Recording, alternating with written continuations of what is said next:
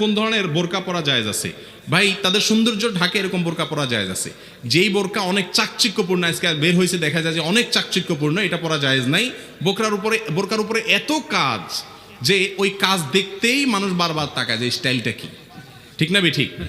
এরপরে আসেন কিছু আছে এমন টাইট যে শরীরের অঙ্গ প্রত্যঙ্গ সব প্রকাশ হয়, এই সব বোরকার উপরে আবার আরেকটা বোরকা পড়তে হবে, ওই বোরকার উপরে আরেকটা বোরকা পড়তে হবে।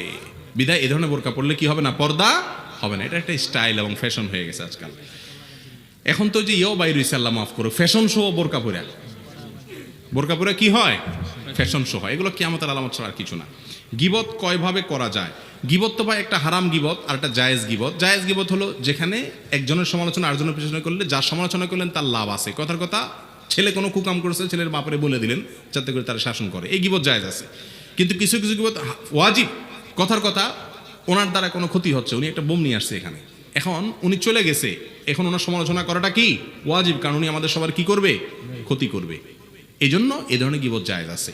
কিন্তু সাধারণ অবস্থাতে কোনো মুসলমানের পিছনে গিবত করা জায়েজ নাই।